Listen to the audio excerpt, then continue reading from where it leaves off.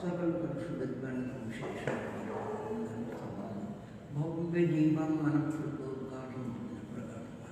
इदम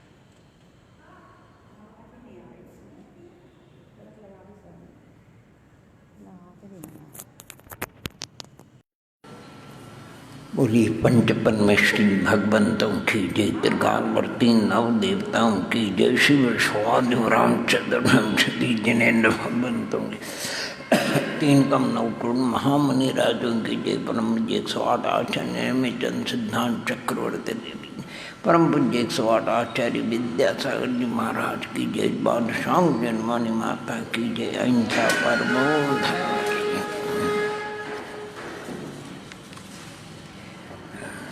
गोमठ सार अपर नाम जीव का 20 रूपणाओं का जिसमें वर्णन है।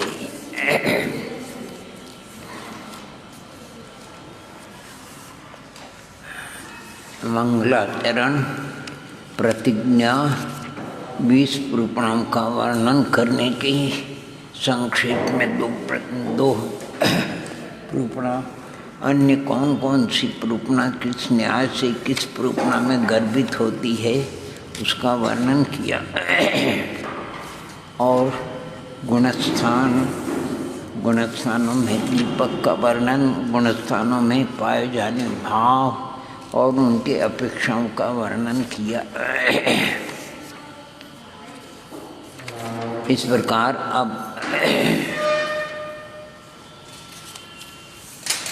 गुणस्थानों का वर्णन प्रारंभ होता है। उसमें सबसे पहले मिथ्यात्व गुणस्थान का वर्णन प्रारंभ करते। यहाँ ये प्रश्न गाथा माने 15वीं गाथा चलेगी। अब इन सब भावों का कथन चारित्र मौनि की अपेक्षा से ही आगे होगा। शेष कर्म की अपेक्षा अन्य भाव भी पाया जाता है 8 में से आगे, परंतु मुख्यतः सिद्धों के केवल क्षयिक भाव ही रहा करता है। इस प्रकार संक्षेप से संपूर्ण गुणस्थानों में होने वाले भाव और उनके निमित्त को दिखा करके अर्थात दिखाकर गुणस्थानों के लक्षण का कथन क्रम प्राप्त है। इसलिए प्रथम गुणस्थान का लक्षण और उसके भेदों का वर्णन करते हैं। 4 गाथा होगी इसमें। मिच्छोदयेन मिच्छत तम सद्दहणम तु तच्युत्थानम एयंतम विपरीयम विणयम संसयिद मन्नानम। बोलिए।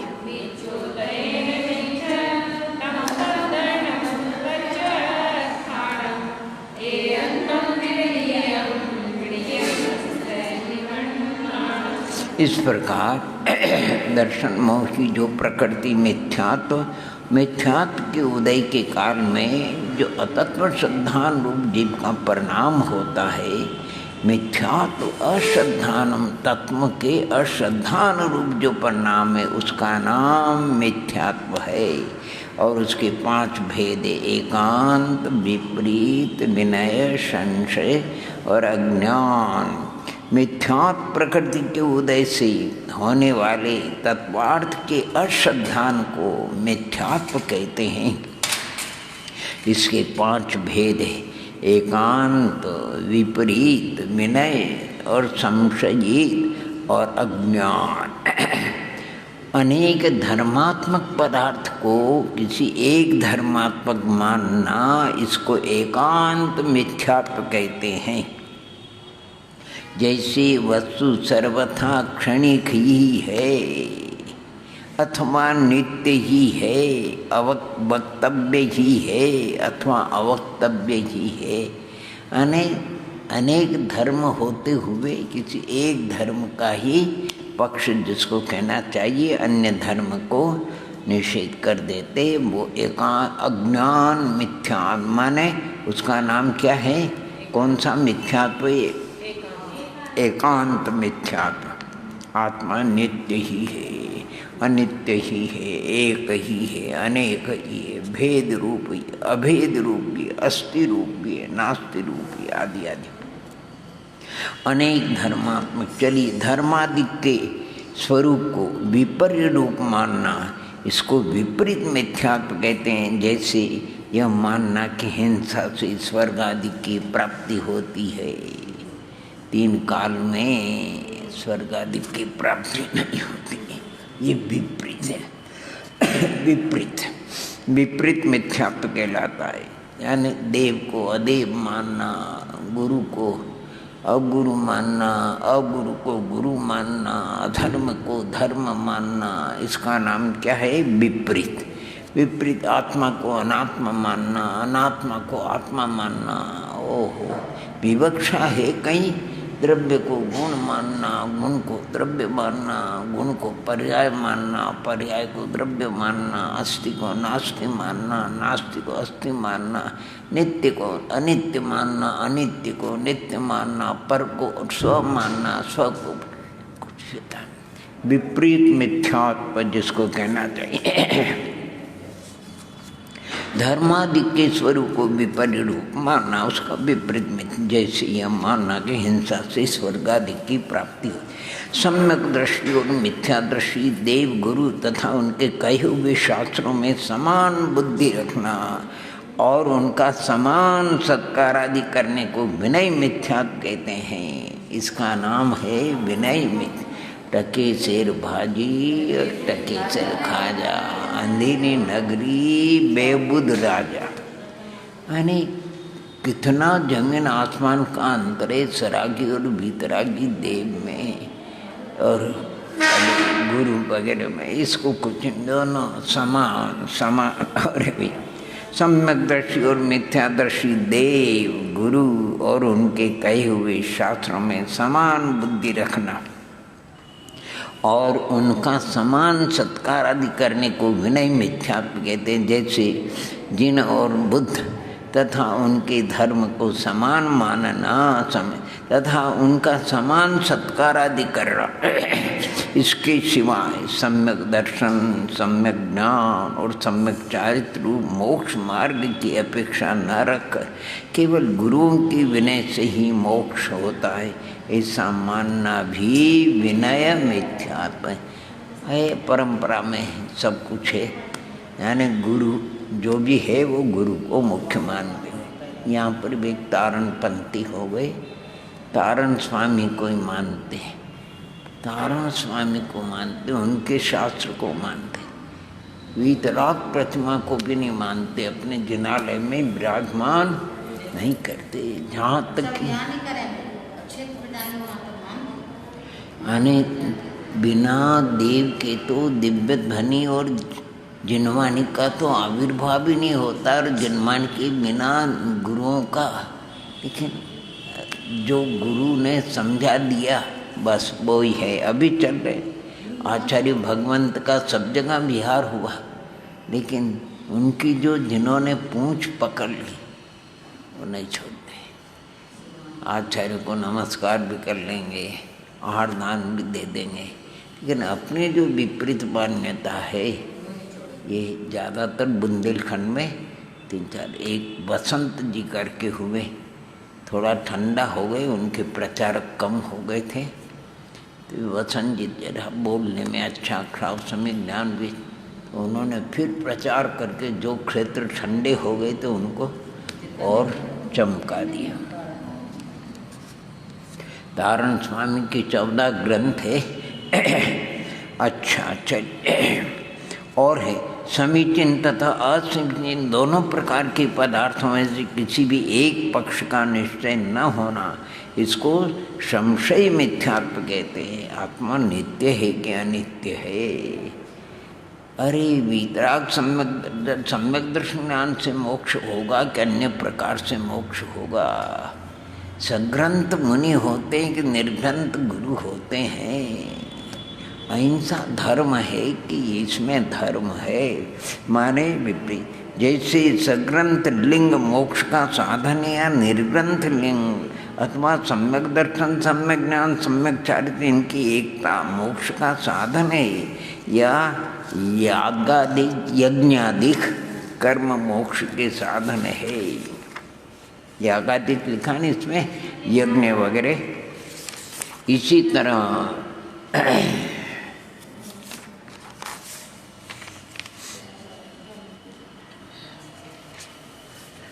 कर्मों के सर्वथा अभाव से प्रकट होने वाली अनंत गुण विशिष्ट आत्मा की शुद्ध अवस्था को मोक्ष कहते हैं, या बुद्धि सुख दुखादि विशेष गुणों के उच्छेद को मोक्ष कहते हैं। इस प्रकार सभी तत्वों के विषय में, देव शास्त्र के विषय में बिल्कुल संशय रखना नहीं, जिसको कहना चाहिए वो संशय की जात की। गंगा गए गंगा दास, यमुना गए यमुना दास।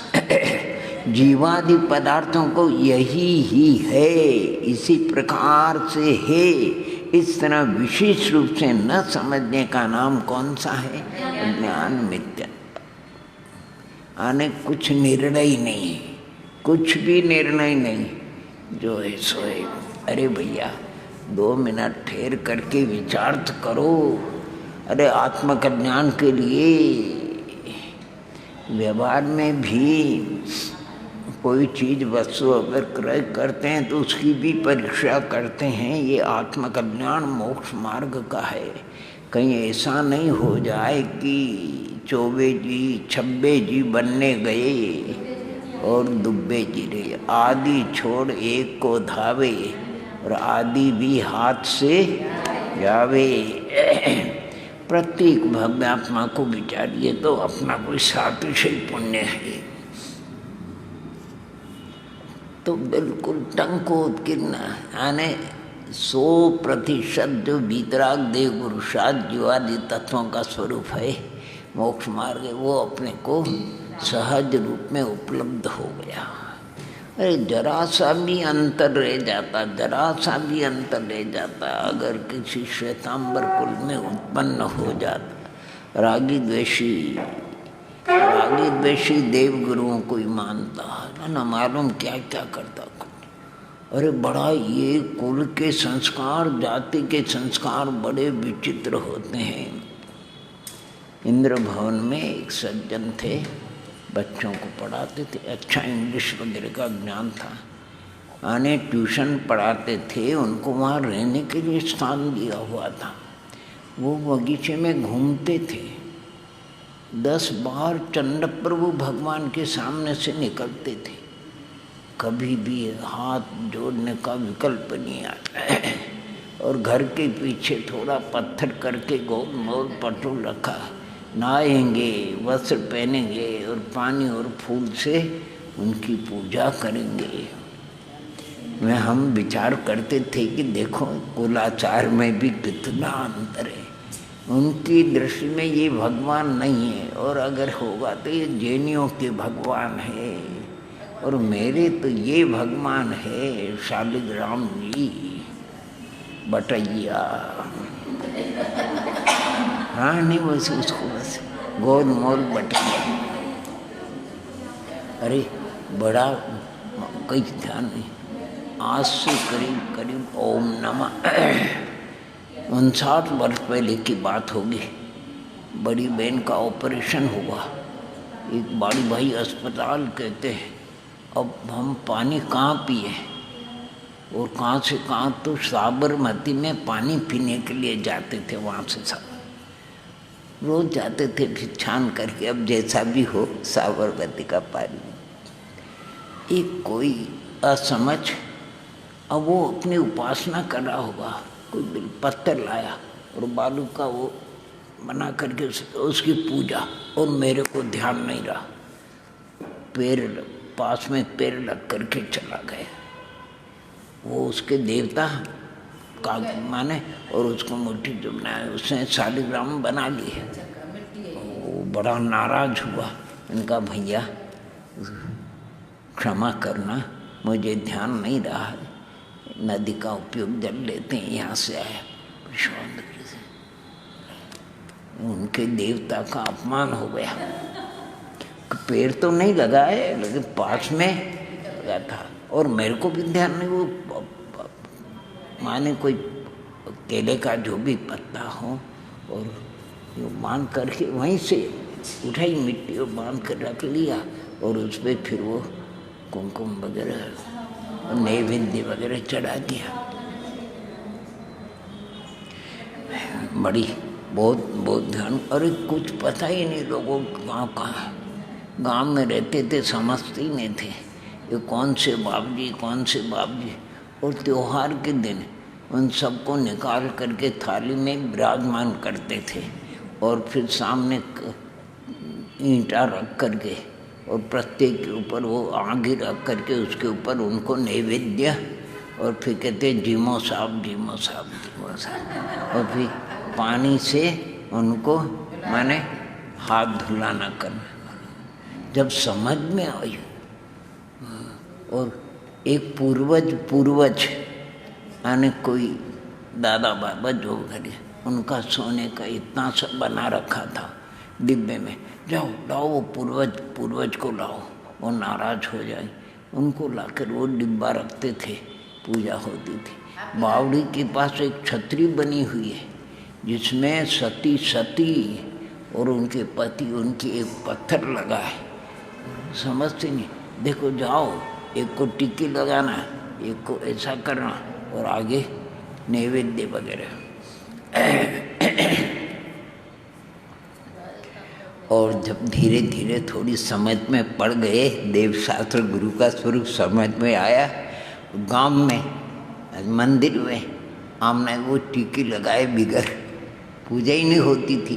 पूजा नहीं मानते, प्रक्षाल को पूजा नहीं मानते। जब वो केसर घिस करके जब तक टिक्की नहीं लगाओ तब तक पूजा नहीं होती थी। फिर धीरे धीरे समझ में आ गए, सब परिवार हो गए। और फिर एक पत्थर और था जिसको रंग करके रखा। ये तो बड़े महान भदर दर्शन करते थे। अब उन महान भदर जी को करे क्या, किसी की हिम्मत नहीं। फिर एक उस जिस हाथ में रखे थे वहाँ फिर पर्दा लगाया। वो लोग पर्दा क्यों लगाया? अरे भाई अपन पीठ यहाँ पूजा करते हैं तो उनकी पीठ लगती है तो उनका अभिनय होता है। तो फिर यह और धीरे धीरे हमारा छोटा भैया था काका का, राजू नाम करके, उसने एक दिन उठा करके ऊपर रख दिया।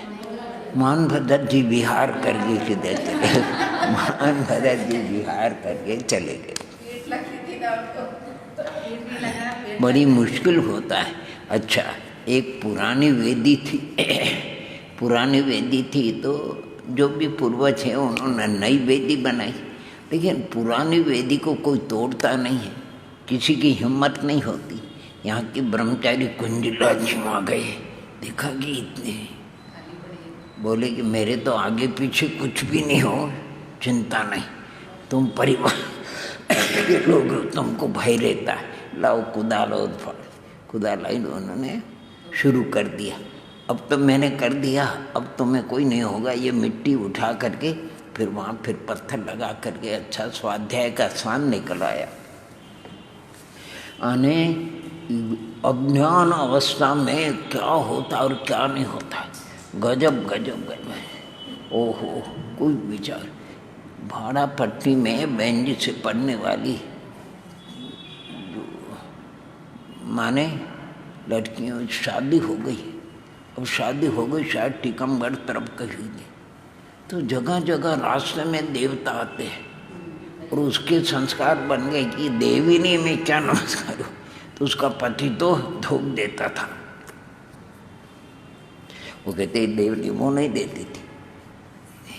और कुछ काल की बात यानी 5-6-7 वर्ष होगा उसका पति नहीं रहा, तो उसको कह देख तेने नहीं माना तो सौगाती ने नहीं, तो कहते मैंने नहीं माना तो मेरे को मरना था, उन्होंने तो धोख दी, वो भूख को मर गए, वो इसलिए मर गए कि तेरे को दुख दे रहा। ओम नमः। खूब बचे भैया आप लोग, बहुत बचे, पता नहीं बड़ी विचित्र बातें हैं। मलकापुर भी रहे, वहाँ मान भदर जी थे, हर वर्ष क्या वो कब आता नहीं नवरात्रि वगैरह सिंदूर वो पन्नी वगैरह उसके ऊपर चढ़ाते थे तेल वगैरह, अब कब का था पता नहीं, और उसमें कब चूहे लग गए तो उसको सारा पोला कर दिया। किसको? हाँ वो पूरा पोला हो गया। अब जब नीचे एक छेद हो गया तो अंदर का जो बुरादा था नहीं वो सब नीचे गिरा। तब अरे मैंने कहा देखो मान भदर जी मान भदर बड़े मंदिर में थे मान भदर जी, बहुत बड़ी विचित्र बात। यानी इतने जी भोले, पता नहीं किसको माथा नमाना, किसको पूजना, देवत्व पना है कि नहीं है।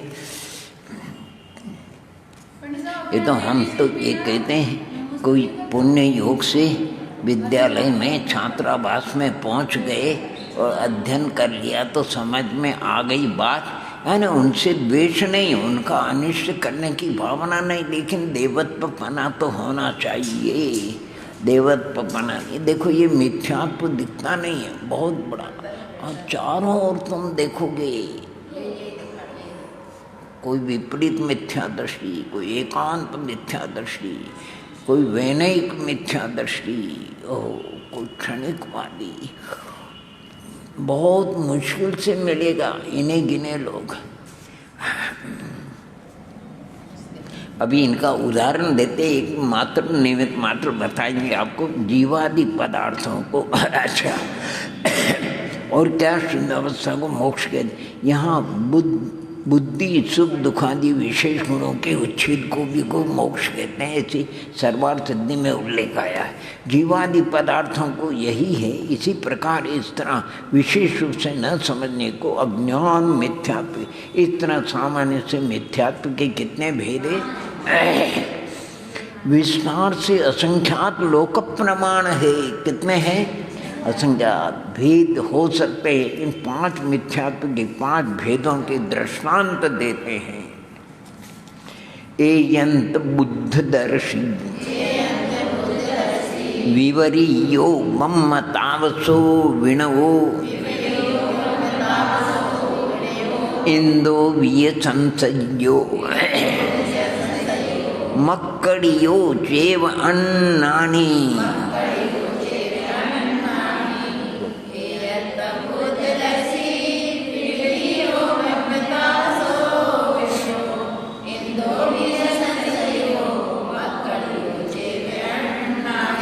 ये मात्र प्रतीक रूप में उनके मुखिया का नाम लिया है, बाकी ये तो अनादि से है, कोई बात नहीं इसमें।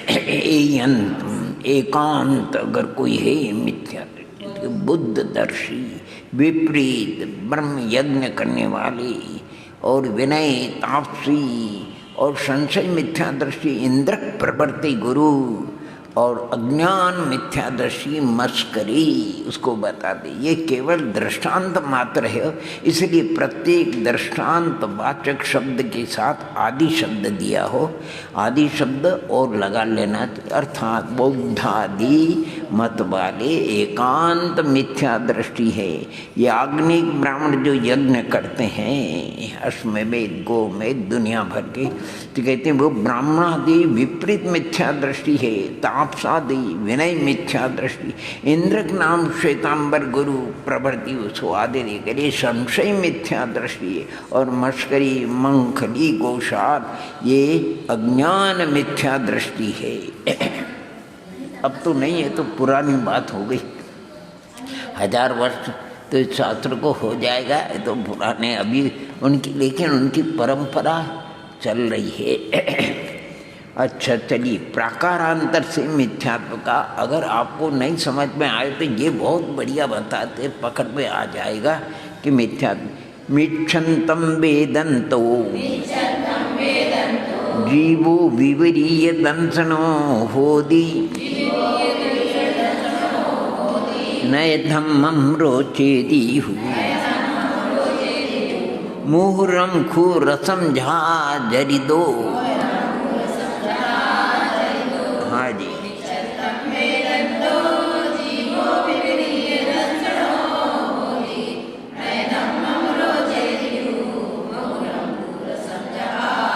मिथ्यात्व का भेदन करने वाला जीव विपरीत परिणाम वाला होता है।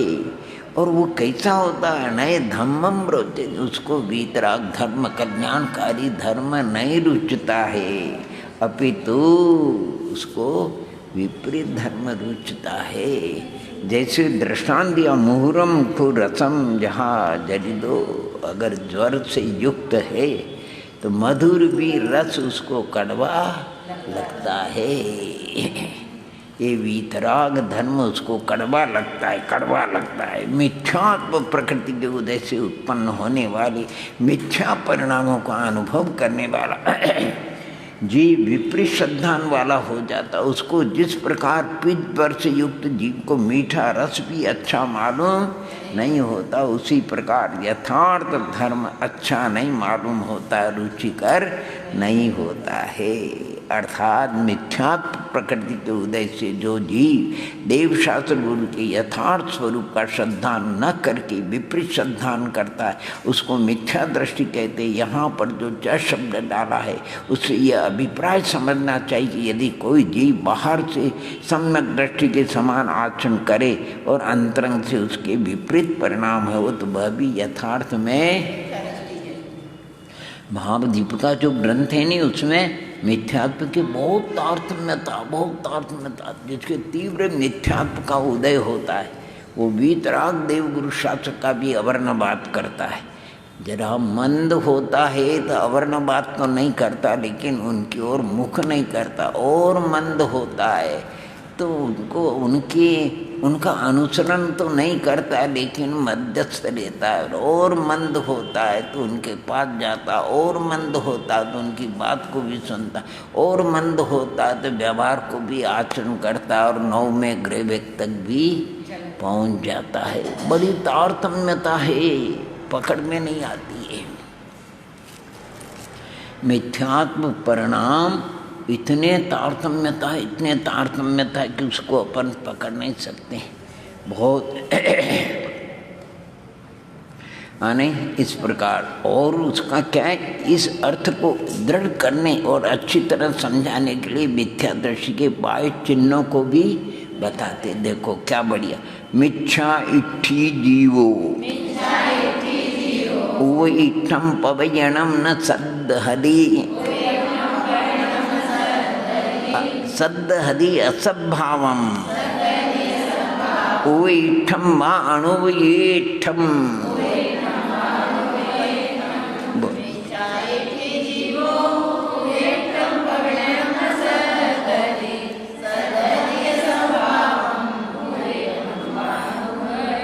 देखो कैसा उसका परिणाम होता है। जो विपरीत श्रद्धान होता है, अतत्व श्रद्धान वाला होता है, मिथ्या दृष्टि होता है, यानी बार बार वीतराग धर्म का समीचीन उपदेश गुरु देते हैं, उसको तो अंगीकार नहीं करता, उसके प्रति विश्वास नहीं करता, श्रद्धा नहीं करता, और विपरीत बिना उपदेश के और उपदेश मिल जाए तो और सोने में सुहागा गंगा नहाए, यानी क्या क्या परिणाम उसका होता है। मिथ्या दृष्टि जी समीचीन गुरुओं के पूर्वा पर विरोध आदि दोषों से रहित और हित के करने वाली वचनों का भी यथार्थ श्रद्धा नहीं करता, किंतु इसके विपरीत आचार्य भाषों के द्वारा उपदिष्ट व अनुपदिष्ट असद्भाव का अर्थात पदार्थ के विपरीत स्वरूप का इच्छानुसार श्रद्धान करता है। ये क्या है, प्रकृति अनादि की है नहीं, तो ये अच्छे संस्कार तो बनना बहुत मुश्किल है, और खोटे संस्कार, क्योंकि वो तो अनादि का अभ्यास है। कितना प्रयत्न करो, कितना प्रयत्न करो, वैराग्य की चीज़ें बहुत मुश्किल से, और राग की कोई चीज़ें होती तो खिसक जाता, क्योंकि उसके संस्कार इसको बहुत ज़बरदस्त है, बहुत ज़बरदस्त। पानी को नीचे बहने के लिए कोई पुरुषार्थ नहीं करना पड़ता है, पानी को रोकने के लिए, ऊपर चढ़ाने के लिए पुरुषार्थ, तो परिणाम नीचे की ओर जाते हैं, उसको कोई पुरुषार्थ नहीं करना, उसके संस्कार है। आर्त रौद्र ध्यान के लिए कोई पुरुषार्थ नहीं करना, बिना ट्रेनिंग के भी अर्थ। कौन ने देखो, छोटे बच्चों को देखो, लड़ते हैं, अपशब्दों का प्रयोग करते हैं, मारा पीटी करते हैं, और शब्दों का अर्थ भी नहीं जानते वो, तो भी वो शब्दों का उन्होंने कहाँ ट्रेनिंग ली बोलो। और स्कूल में बारंबार आने मानवता का पाठ पढ़ाया जाने पर भी वो संस्कार तो जमते नहीं, और वो संस्कार बिना जम जाते हैं। अपने जीवन में भी ऐसा घटित होता है, सुबह शाम सदैव करते कि नहीं प्रभु का भजन वगैरह, लेकिन लड़ना कभी पाठशाला ही नहीं आ, कहीं पर भी लड़ने की पाठशाला नहीं, कैसे लड़ना। लेकिन लड़ने में सब आचार्य एक से एक बढ़ कर के लड़ने में, वो कोई किसी से कम नहीं। कौन सिखाता है, कौन सिखाता है? ओहो, ये कोई सिखाना ही नहीं। इसके लिए झूठ बोलने के लिए कहीं ट्रेनिंग नहीं, हिंसा करने के लिए, और ब्रह्म भाव के लिए कहीं ट्रेनिंग नहीं, परिग्रह संचय। अरे परिग्रह बाबा, परिग्रह की संस्कार देखो विद्यार्थी, इतनी रिंगनी सी 1.5-2 वर्ष की होगी बच्ची, चप्पल माँ खोल करके मंदिर में वो चप्पल को उठा,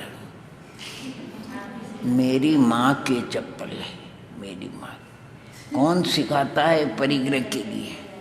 कोई नहीं सिखाता है। ये तो अनादि के संस्कार है, अनादि के। हाँ, इधर से परिणाम रुक करके अणुव्रत और महाव्रत रूप परिणाम, ये पुरुषार्थ, इसमें पुरुषार्थ लगता है। किसमें लगता है? उपयोग का माने अशुभ में जाने के लिए कुछ नहीं, उसको अशुभ से बचा करके शुभ में लगाना, उसका नाम क्या है?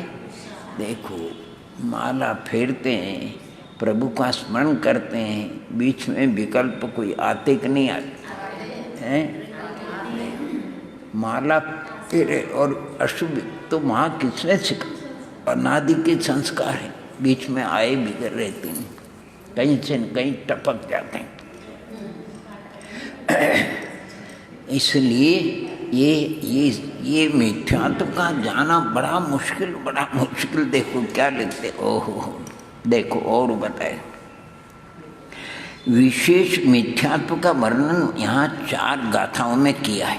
संक्षेप में यह समझ लेना चाहिए कि मिथ्यात्व यह सम्यक दर्शन का ठीक विरोध भाव, माने सम्यक भाव गुण का नहीं हो, उसकी गुण की जो पर्याय औपसमिक, सापसमिक और क्षायिक सम्यक, तो उससे विलक्षण विपरीत है। तो विरोध यही कारण है कि तत्वार्थ सूत्र, रत्नकर्ण, शांकाचार आदि में और इस जीव कांड में सम्यक दर्शन के जो लक्षण, विषय, कारण बताए गए, उनके ठीक विपरीत भावों और उनके कारणों आदि का मिथ्यात्व के संबंध में निर्देश किया गया है। गाथा नंबर 15 की गाथा में मिथ्यात्व का स्वरूप, कारण, विषय और भेद, इस तरह 4 बातें बताई गई है। स्वरूप, कारण, विषय और भेद। अब भेदों की संख्या 5 है, जिससे मालूम होता है कि मिथ्यात्व के सभी प्रकार इन 5 भेदों में गर्भित हो जाते। क्रियावादी अक्रिय 336 और 363 और कितने भेदों की संख्या। किंतु धवला में कहा गया कि मिथ्यात्व के 5 ही भेद, ऐसा नियम नहीं। 5 भेद तो कई केवल उपलक्षण मात्र है, नंबर 2 में दिया इसमें। नंबर 16वीं गाथा में दृष्टांत रूप में जो 5 नाम बताए गए वे प्राय उन व्यक्तियों के जो कि भगवान महावीर स्वामी से यानी समकालीनता रखते हैं और उनसे कुछ दिन पूर्व ही दिगंबर जैन दीक्षा धारण कर चुके थे और पीछे जिन्होंने विभिन्न कारणों से भ्रष्ट एवं विरुद्ध होकर अपने को तीर्थंकर बताते हुए महावीर स्वामी या जैनागम की विरुद्ध उपदेश देना शुरू कर दिया था। वास्तव में भाव रूप मिथ्यात्व के सभी भेद अनादि से हैं। जिन व्यक्तियों के नाम है वे पारमार्थिक न्याय की अपेक्षा से अपने समय के वर्णन के उपभोक्ता माने प्रचारक थे और अतत्व के प्रतिपादक होने से उनका नाम आपताभास है। कौन सा है? आपताभास। इस प्रकार ये मिथ्यात्व, ये जड़ है संसार की। इसको अगर कोई इस अभी आपको हमको दिख रहा है, लेकिन थर्मामीटर लगा करके देखो, एक यानी एक अस्थि का बुखार होता है और एक रक्त का बुखार होता है। अस्थि का बुखार बड़ा मुश्किल मालूम पड़ता और जाने में भी बहुत कठिनाई होती है। ऐसे ये मिथ्यात्व, अग्रहित मिथ्यात्व, ओहो, देवों में अग्रहित मिथ्यात्म नहीं, नारकियों में अग्रहित मिथ्यात्म नहीं, तिरंशों में अग्रहित मिथ्यात्म नहीं, विदेश क्षेत्र में अग्रहित मिथ्यात्म नहीं, और मुंडावसर्पणी को छोड़ दो तो अन्य इन कालों में भी मिथ्यात्व नहीं। ग्रहित मिथ्यात्व हो, अग्रहित मिथ्यात्व तो सब जगह है, नौ परिवेक तक। अग्रहित मिथ्यात्व, अग्रहित माने जीवादि तत्वों का विपरीत श्रद्धा। ये जीवादि तत्व तो आचार्य भगवंत वर्णन, उसको तो नाम भी नहीं मालूम, लेकिन आत्मा अनात्मा का विपरीत श्रद्धा, विपरीत श्रद्धा ये होता है। इस प्रकार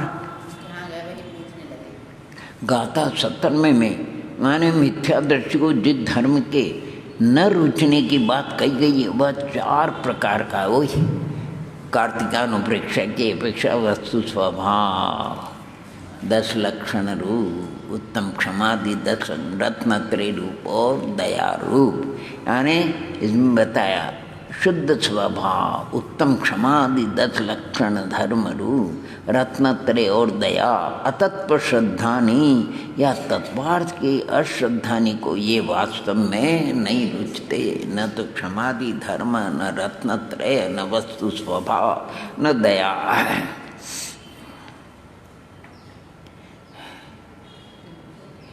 दया, अब आप पूछो दया नहीं रुचने का मतलब कि अपने को प्रत्यक्ष दिखते हैं, चारों जीव राशि इतनी जीव राशि है,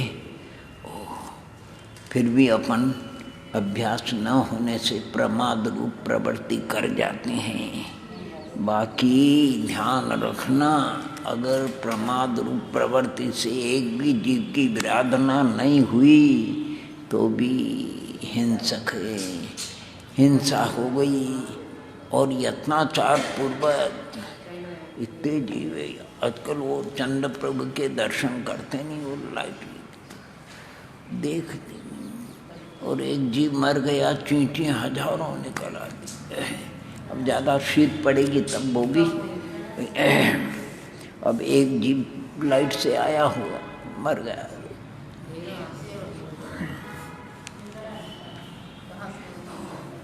देखो आत्मा जब तक शरीर में रहती है, चींटी देख लो, कोई जीव देख लो, पतंगा देख लो, यानी ये पृथ्वी का आदि को आपको हमको मालूम नहीं पड़ता है। इनके शरीर में भी जीव है, वनस्पति में देखो आप, अग्नि कायिक, ओहो, पृथ्वी कायिक, जल कायिक, अग्नि, इनकी अवगाना घनांगुल के संख्यात्मक भाग होती है। एक मक्की के दाने के बराबर अगर अर्ध पृथ्वी अपने पास निकालो, भगवान से पूछो तो उसमें असंख्यात 12 पृथ्वी का जीवों के शरीर है। कितने? एक अग्नि की लो में असंख्यात अग्नि का एक जीव है, एक पानी की बूंद में असंख्यात जल का एक, 30 जीवों की बात अलग वो, और एक वायु के रपट में असंख्यात वायु का एक, ये वनस्पति में अपने को पता ही नहीं लगता है। इनके शरीर में रक्त नहीं होता है, मालूम नहीं होता है कितने कितने जीवों की हिंसा होती है भगवान। हो स्थावर जीवों की बहुत स्थावर घात, तरस घात, यानी प्रमाद बड़े ने अनिष्ट और अनुपसेव्य।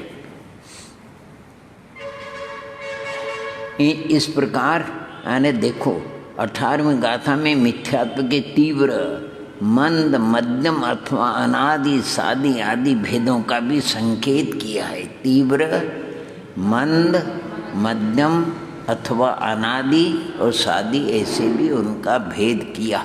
और फिर आगे चल कर के दर्शन शास्त्रों में क्रियावादी, क्रियावादी, वैनिक, अज्ञानवादी आदि बहुत कुछ है इसका। ये सबसे बड़ा संसार का मूल कारण है, इसको दूर करना भैया जी। इस तरह 4 गाथाओं में मिथ्यात्व के प्राय सभी भागों की तरफ संक्षेप में दृष्टि डाली गई है। मुख्य विषय भी 4 है, एक तो स्वरूप, उसकी संख्या, उसका विषय और फल। ये 4 बातों का वर्णन है। अपने भीतर किसी भी कोने में किसी प्रकार की कमी हो तो उसको दूर करना, और अगर दूर हो गई तो आनंद से आने फिर कभी उस अवस्था को प्राप्त न हो, इसलिए वो सावधानी रखना।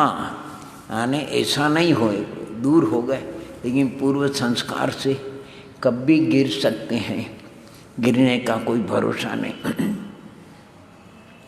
आगे इस प्रकार प्रथम गुणस्थान का स्वरूप, उसके भेदों के दृष्टांत तथा बाह्य चिन्हों को दिखा करके अब क्रमानुसार दूसरे सासाधन गुणस्थान का स्वरूप बताते हैं। यानी इस सासाधन जो बता रहे हैं ये तारतम्यता जानना हो, पहले से दूसरा होता ऐसा नहीं है, नहीं आया। जब भी दूसरा गुणस्थान होगा तो औपसमिक समयाने गिरते समय होता है, पहले चढ़ते। लेकिन पहले की अपेक्षा इसमें मिथ्यात्व का परिणाम नहीं है, अनंतानुबंधी देवी है, उसके माने तज्जनो इसका काल भी थोड़ा है, यानी 6 आमली अधिक से अधिक। लेकिन ये नियम से मिथ्यात्व को प्राप्त होता है, इसलिए इसका दूसरा नंबर और सम्यक मिथ्यात्व 3 नंबर में रख दिया, और चौथे में सम्यक के साथ असंयम, फिर संयम असंयम। इस प्रकार यानी उत्तरोत्तर इनमें विशेषता होने से ऐसे नंबर दिया। बाकी होने की अपेक्षा तो सब आप लोग को माने गुणस्थान का चढ़ना और उतरना,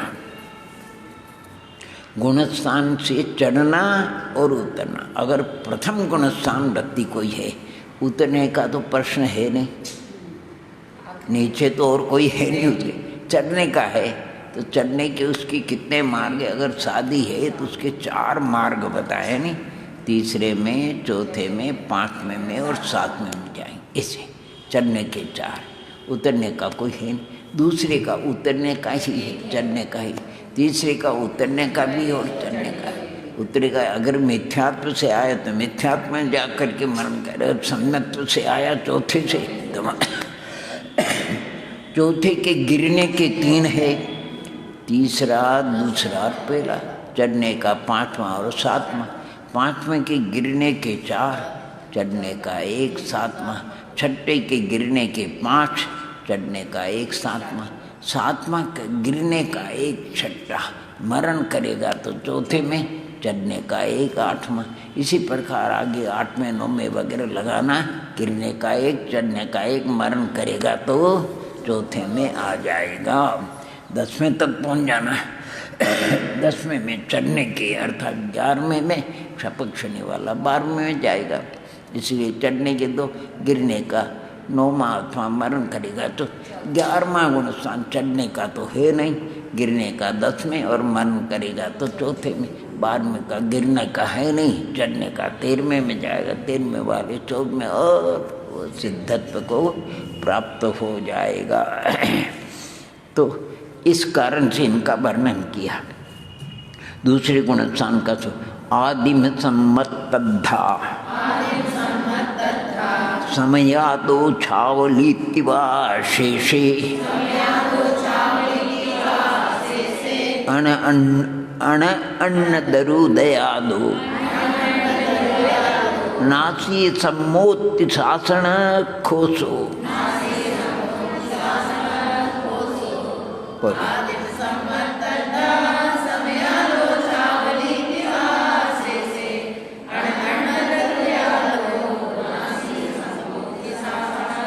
क्या बढ़िया।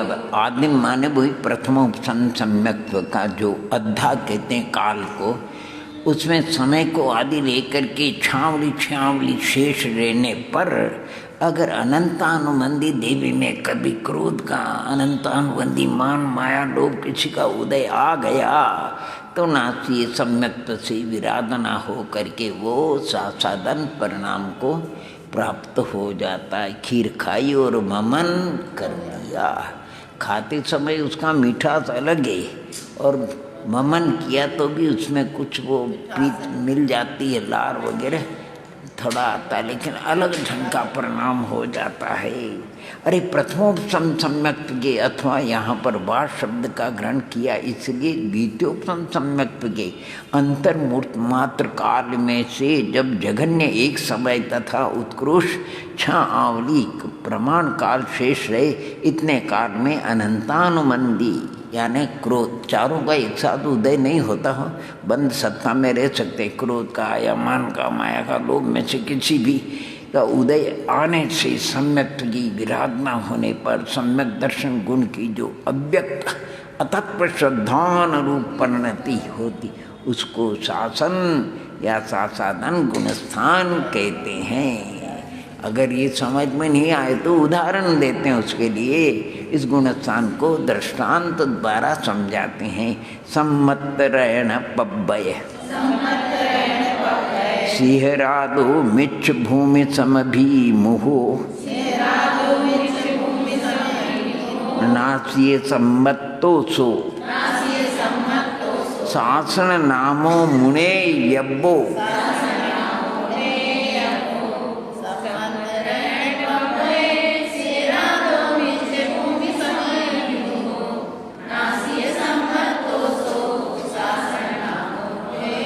कितना बढ़िया उदाहरण दिया। सम्यक्त्व रूपी रत्न पर्वत के शिखर से तो छूट गया, गिर गया और अभी मिथ्यात्व भूमि के अभिमुख है, प्राप्त नहीं हुआ। बस उसके बीच के करना से जिसने सम्यक्त्व की विराधना कर दी है, ऐसा साधन परिणाम वाला साधन गुणस्थान भक्ति होता है, उसको जानना चाहिए। जैसे वृक्ष से फल टूट गया लेकिन भूमि को स्पर्श नहीं हुआ, अब वो फल नियम से कहाँ जाएगा? ये अलंकारिक वर्णन है, माने कोशिश तो ये रहती है दर्शन मोहनी की मिथ्यात्व की, उसके चंगुल से कोई निकलने नहीं पाए, नहीं आए समझ में, और कदाचित भूले भटके बहुत तेज सावधानी रखता है कोई चंगुल से, लेकिन 6 महीने 8 समय में कोई न कोई तो निकल जाता है। तो ये चंगुल से निकल गया, ओहो, तो वो अनंतानुबंधी बुला कर कहते देवी मेरे हाथ से वो निकल गया, देखो जाओ चुपके से, ओ धक्का दे देना, मैं बाकी सब काम मैं कर लूँगा संभालना। तो ये बिल्ली के समान पीछे से धक्का देती है, यानी सम्यक्त्व से गिराती है, सम्यक्त्व को चुराती है और नीचे झोली ले करके वहाँ से टपका। सम्यक्त्व को रत्न पर्वत की उपमा दी, उससे गिर गया, इसने गिरा दी इस देवी ने, और मिथ्यात्व भूमि के अभिमुख उसका ये बीच का इतना सा काल साधन का परिणाम भगवान छयावली अपने ज्ञान का विषय नहीं। पंडित साहब, सम्यक् दर्शन में भी हाँ, इसमें बीते भी लिखा है दूसरे यानी गिरते समय कोई दूसरे जिसने अनंतानुबंधी का विसंयोजन नहीं किया, यानी श्रेणी चढ़ने के अंदर माने उपशम श्रेणी चढ़ते नहीं तो द्वितीयोत्तम उपशम श्रेणी चढ़ाते हैं, तो द्वितीयोत्तम के लिए कोई अनंतानुबंधी की विसंयोजना करके चढ़ाते हैं, और जो नहीं करते तो अनंतानुबंधी विद्यमान है तो उसके उदय में उसको दूसरा गुणस्थान, और जिसने विसंयोजन करके चढ़ाया है उसके दूसरा गुणस्थान कभी नहीं होता है। इसलिए अपन पढ़ते हैं यानी सत्व की अपेक्षा 146 का सत्व, 142 का सत्व, 139, 138 का सत्व, 146 का 2 आयु नहीं होती, 3 आयु नर का, 142 अनंतानुबंधी विसंयोजन, और 139 जो क्षायिक सम्यक दृष्टि है, और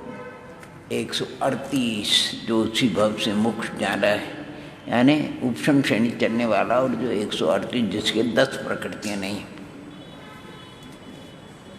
ये कहते हैं सम्यक रूपी रत्न पर्वत के शिखर से गिर कर के जो जीव मिथ्यात्व रूपी भूमि के सन्मुख हो चुका है, अतएव जिसने सम्यक की विराधना नाश कर दी और मिथ्यात्व को प्राप्त नहीं किया है, उसको शासन या शासादन गुणस्थान वो कोई बात नहीं, हम तो उसको अच्छा मानते हैं। अरे भैया एक बार सम्यक तो हो गया, उसका अनंत संसार अर्धपुद्गत परावर्तन में वो जाएगा उसके हुंडी से करी। मिथ्यात्व मोह उसको अपनी लिस्ट में से उसका नाम हटा देते हैं। ये हमारी पार्टी का नहीं, ये हमारी पार्टी का नहीं, क्योंकि ये विजाति हो चुका उसका। जो अनंतानुबंधी की विसंयोजना नहीं मानते हैं तो उनको भी अनंतानुबंधी का उसका प्रशस्त अनंतानुबंधी जितने और आचार्यों की कथा है वो संयोजना कर लेते हैं। अभी अपन तो उन गुरु के पास पढ़े नहीं हैं, हम तो जिन गुरु के पास पढ़े हैं उन्होंने तो अनंतानुबंधी की विसंयोजना होने पर उसका अभाव माना है, और मिथ्यात्व के उदय से जब वो प्रथम गुणस्थान में चला जाता है, बिना अनंतानुबंधी के उदय भी मिथ्यात्व के द्वारा अनंतानुबंधी का बंध चालू हो जाता है। इसलिए उन्होंने एक आंवली काल प्रमाण पहले गुणस्थान में भी अनंतानुबंधी का उदय नहीं बताया है। जो भी आचार्यों की कथनी है अपने उसमें कोई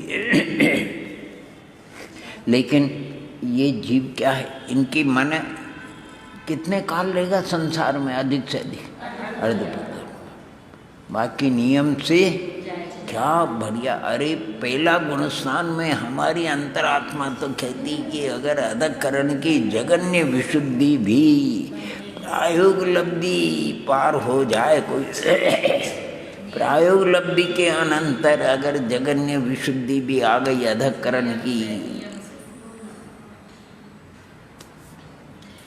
वो संसार से नियम से अल्पकाल में सिद्धत्व को प्राप्त होगा।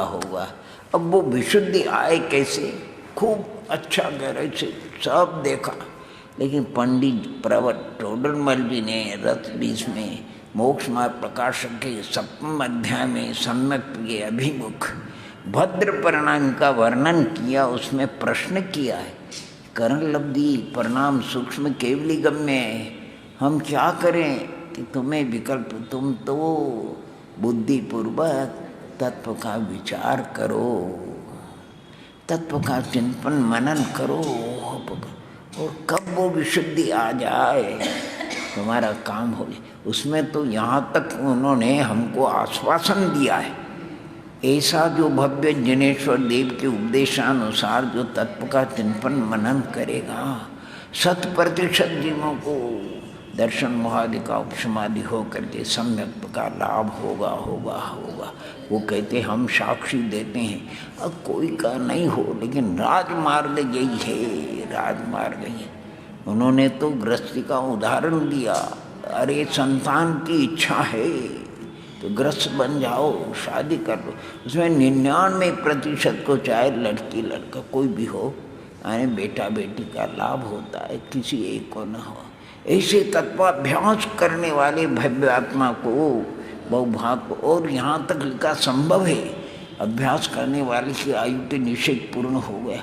पूर्व आयु बन से अगर वो कहीं चले, कहते पूर्व संस्कार से बिना देव गुरु शास्त्र के भी उसका काम हो जाएगा, उसका संस्कार से काम हो जाएगा। बहुत अच्छा दिया, इसलिए तो भीतर से लगता अपना काम निशंक होकर के श्रद्धा, जैसे अंजन चोर ने ऐसी श्रद्धा से हमें अभ्यास करते रहना चाहिए। अभ्यास आनम तानम कछु शेठ वचन परम, ये माने अपने को जो ज्ञानियों ने कहा उसमें शंका नहीं करना। बड़े बड़े आचार्य कहते हैं, पर उनका एक ही कहना है, पुरुषार्थ करो, तत्वाभ्यास करो। अब आप तत्वाभ्यास नहीं करो और फिर देखो उसका स्वप्न, तो ये संभव नहीं। तत्वाभ्यास करो करो करो, यानी प्रयत्न करो सुई में धागा डालने का। अब तुम सुई कहाँ रखी, धागा कहाँ रखा है, और हमारा सुई में धागा चला जाए, ऐसा कभी जाने वाला नहीं। तुम तो सजग रहो, और सजग भी ऐसा लिखा, अमावस्या की रात्रि हो, घोर अंधकार हो, बिजली चमकती हो तो कहते सावधान, बिजली चमकी और सुई में धागा डाल दो। तो बिजली हमारे हाथ में है क्या चमकना? कब चमकती है? तो कहते सावधान सावधान सावधान, कब भी चमके, अपना काम हो गया, बढ़िया। बस ये काम हो गया एक बार, अनंत संसार का अनंत संसार। अभी अपने पर्याय के अपेक्षा अंतर हो सकता है, लेकिन जितनी वर्तमान में आत्मा है, कोई भी हो। आज आचार्य परमेष्ठ का जैसे अपन शरद पुण्यता, उनका मनुष्य पर्याय में अवतरण होने का दिवस है। एक ज्ञानमती माता जी वगैरह भी है, तो दर्शनों के लिए भी गए। 75 वर्ष इस शरीर में, मनुष्य शरीर में आए हो गए। अरे आत्मा आज की है कि अनादि की है? अनादि के, यानी हर एक आत्मा कब से है? अब जो वो पुरुषार्थ कर रहे हैं तो अल्पकाल में सिद्धत्व को प्राप्त कर जाएंगे, और हम अगर पुरुषार्थ करेंगे तो हम भी हो जाएंगे। और प्रमाद कर गए तो फिर ओम नमः, कोई बचाने वाला नहीं। और संसार में एक निमेष मात्र भी दुख असह्य, कोई ऐसी आत्मा नहीं कि जो दुख को एक निमेष, आँख की टिमकार मात्र भी दुख को सहन करने के लिए तैयार हो, ऐसी कोई आत्मा हमको तो अभी तक दिखी नहीं। एक निमेष, आँख की टिमकार मात्र भी स्ववश बने कोई भी दुख को सहन करने के लिए तैयार नहीं। परवश अगर सहन करना पड़े तो फिर क्या करो? स्ववश कोई नहीं। स्ववश में तो एक मिनट, जैसे मान लो मच्छर काटा और तकलीफ हुई तो अपन खुजाएंगे कि नहीं? तो स्ववश बने कोई भी जीव दुख को कोई आत्मा एक शरीर की है। कभी कभी जैसे मोक्ष मार्ग प्रकाशक पढ़ते थे नहीं, ऐसा लगता था तीसरा अध्याय जो भी पढ़े, टोरोमल जी ने हमारे मन की बात को जान ली, और वो हमारे मन को जान करके हमको कहे, अरे भैया नहीं, सबका मन एक शरीर का होता है, थोड़ी सी तारतम्यता होती। कितनी वो अपने मन की बात कह रही है तो आपको क्या लगेगा? अरे मन तो उसी फैक्ट्री में तो सिर्फ बना है क्या नहीं? मन कहीं अलग फैक्ट्री में बना क्या? आपका मन अलग फैक्ट्री में, सबका। अरे भाव मन की बात है, द्रव्य। तो मन में क्या विकल्प नहीं आता क्या? अच्छा, अगर मैं कहता हूँ आपको मन में माला भी फेरे तो भी कोई, अरे अपन तो जाने 2-3 चौकड़ी का अभाव जिनको हो गया है, अपने को तो एक चौकड़ी का ही पता नहीं, 3 चौकड़ी का अभाव हो गया। ऐसे ही प्रमद अप्रमद दशा में झूलने वाले, उनको भी विकल्प उत्पन्न हो जाता है। तो यहाँ तो अभी ठिकाना ही नहीं, यानी कैसे कैसे विकल्प उत्पन्न होते हैं, जिसको अपनी क्या कहते हैं, पोजीशन डाउन न हो जाए, धब्बा नहीं लग जाए, लोग मुझे क्या कहेंगे, मुझे क्या कहेंगे, इसलिए अपन सब ढांक करके रखते हैं। बाकी मन की किताब, मन के विकल्पों को अगर उसका कैमरा होवे और उसका फोटो लिया जाए, यानी मन के विकल्प का। और तो कहते हैं, आप कहते हैं हम सो गए और कोई भी, अरे सोने में तो इंद्रिय काम नहीं करती है, वो अकेला रह जाता है, वो इतना विकल्प करता है। और अभी हमने कहीं पढ़ा था, कई आजकल के वैज्ञानिक लोगों ने बताया कि अगर वो 6 घंटे शयन किया उसने, तो 6 लाख उसके मन में विकल्प आए। 6 लाख उसने दिया अपनी तरफ से। तो आगम से तो एक पद्म पुराण रोज तैयार, एक पद्म पुराण 700 पृष्ठ का रोज तैयार होता है। अब आप पूछो कि हमको तो कुछ पता है। जब आपकी निद्रा हल्की होती है, एक आधा मिनट, आधा क्षण के लिए, और उस समय अगर कोई मन, कोई काम, आज स्वप्न आया, अरे भैया 6 घंटे से स्वप्न में ही थे तुम। कौन से स्वप्न में नहीं थे? निद्रित अवस्था का स्वप्न और जागृत अवस्था का स्वप्न। आप निद्रित अवस्था का स्वप्न स्वप्न है, ये जागृत दशा का स्वप्न है। निद्रित दशा में ये गायब, और निद्रित दशा का स्वप्न जागृत दशा में गायब।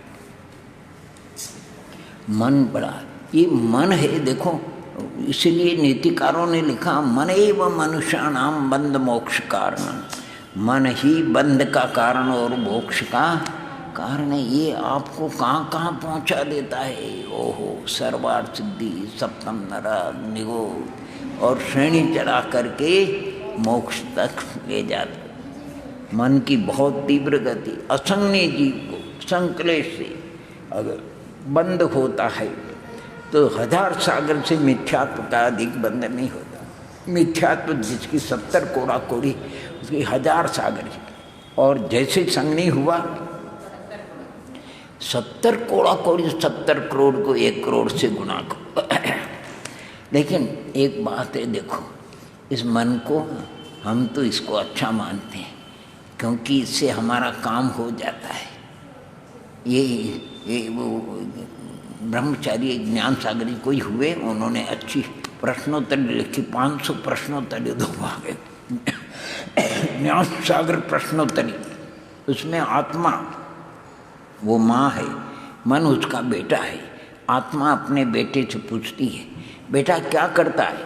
कोरोना काल चलना है, क्या करता है? मैं विकल्प करता हूँ। क्या विकल्प करता है? ये विकल्प करता हूँ। अरे ये विकल्प करेगा तो दुर्गति जाएगा, मैं नहीं जाऊँगा, तेरे को जाना पड़ेगा। देखो, मन पंचेंद्रिय असंज्ञ वगैरह, मन जाता क्या? निगोद में मन है क्या? पृथ्वी काय के मन है, मैं नहीं जाऊँ, तेरे को जाना पड़ेगा। और अच्छा काम करेगा तो कहते तू केवली हो, मोक्ष जाएगा। मैं तो बाद में गुणस्थान से ऊपर, भाव मन की बात है। तो कहती तुम माँ मेरे को काम बता, तुम काम बताती नहीं और मेरा कान पकड़ती हो।